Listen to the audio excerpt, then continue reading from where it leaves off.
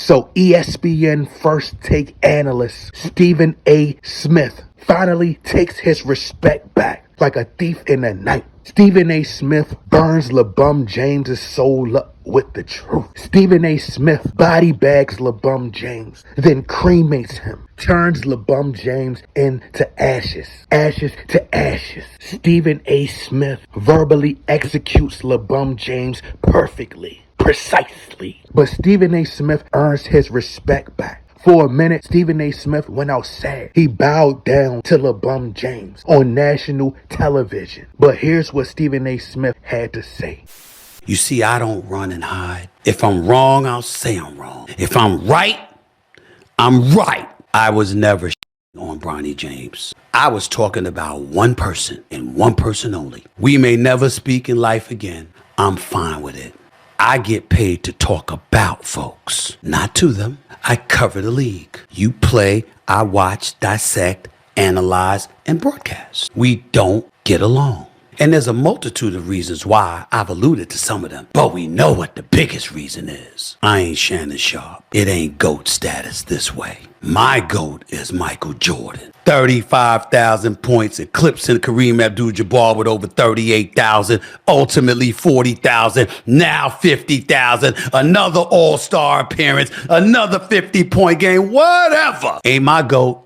I watch the game. I'm a student of the game. I know a GOAT when I see one. Well, Stephen A. Smith, you must have cataracts and be blind in one eye. Because if you know a GOAT when you see one, then you must see Michael Jordan, the GOAT, in one eye. See, that's the good eye. But in the other eye, you are the blind man. If you look at LeBron James and think that he's the second GOAT, or in the GOAT discussion with Michael Jordan, you must be Stevie Wonder in one eye. Now, let's address the camel toe in the room, which is LeBron James. Not the elephant in the room, the camel toe. What irks my nerves, what bothers me with the media, they try to sell this perception, this illusion, this false narrative that LeBron James is the GOAT. And what's really bothersome, we all know that LeDike James will never be remotely close to the great legendary player that Michael Jordan was. What hurts the most is that they've conditioned the masses to believe that LeBron James is top two, that LeBron James is somehow second to Michael Jordan. And all of this stems and is rooted from programming, repetitively telling us that LeBron James is top two, telling us that LeBron James deserves to be in the conversation with Michael Jordan when he shouldn't. See, the media has been biased. LeBron James is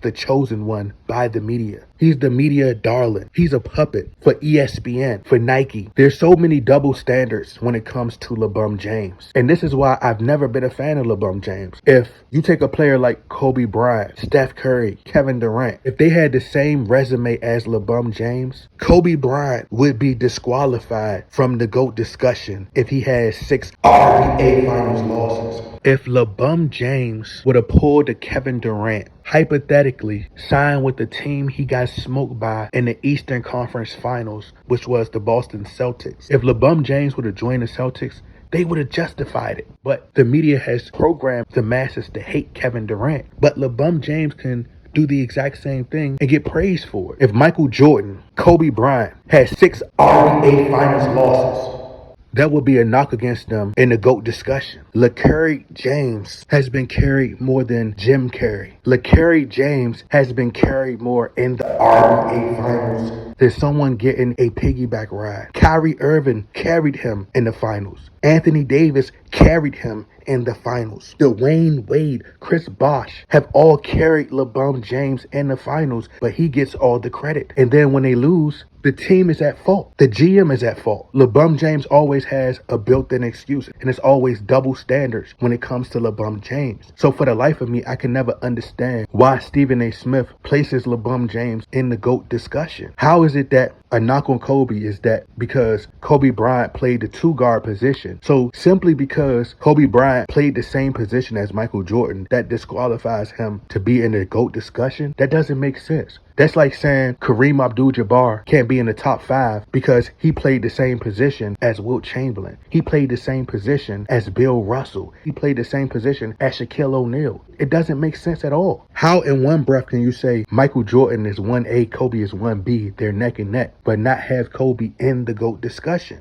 Michael Jordan didn't have the luxury of having Scottie Pippen and Dennis Rodman carry the load for him. You compare Michael Jordan's resume to LeBron James, there is no comparison. Michael Jordan is 6-0 in the finals, 6 finals MVPs, 5 regular season MVPs. LeBron James' regular season MVPs were rigged. They were hand-wrapped, gifted to him. Other players should have won. They were robbed. But the horse manure James, he wants to change the conversation in the barbershop. He wanted to recreate the narrative so that people can say, oh, well, Michael Jordan wasn't this great for this long. But Michael Jordan didn't have nothing else to prove. LeBron James is trying to overcompensate for the lack of things that he didn't accomplish in his career. Michael Jordan did everything LeBron James is trying to do in less time. LeBron James is still trying to chase his 5th NBA championship in year 20.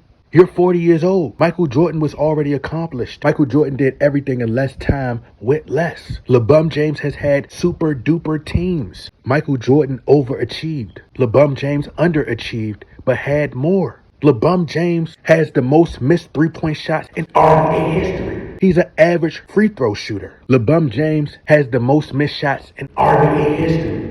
When did you see the media do an entire segment bashing LeBron James for missing the most shots? He gets a pass for everything. And this is why I dislike LeBron James. This is why I despise LeBron James. It's unfair. Oh, it's not LeBron James' fault. It's the media's doing. LeBron James condones it. He plays into the media. The media pundits are paid and bought by LeBron James's camp and the higher-ups. Even Coach K went on record in an interview and stated that Kobe Bryant came to him and told him out his own mouth, whoever's considered the best player on a team, Kobe said, I want to guard them. When have you ever heard a coach say that LeBron James wanted to guard other team's best player? LeBron James shies away from those moments. LeBron James confronted Stephen A. Smith because Stephen A. Smith is now refusing to put LeBron James in the GOAT discussion. Stephen A. Smith, once again, has the wider audience. He has the louder voice, figuratively and literally. So he knows that people can no longer run with those talking points about LeBron James being in a conversation with Michael Jordan or even entertaining it. Because remember, if I'm not mistaken, Stephen A. Smith reported years ago that someone from LeBron James' camp, may have been Rich Paul or Maverick Carter, had approached Stephen A. Smith about putting LeBron James second in the GOAT discussion. So clearly,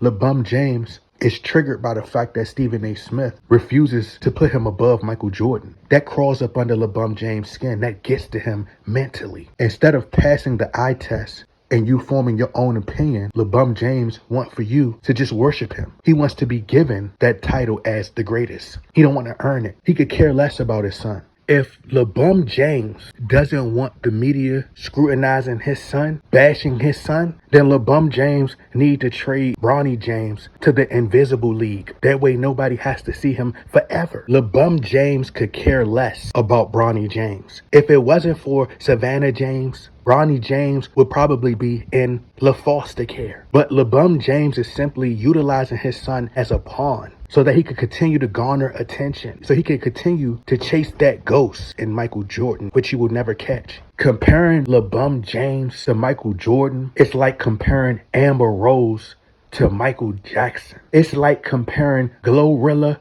to a real gorilla. Comparing LeBron James to Michael Jordan is like comparing a Mazda to a Maybach.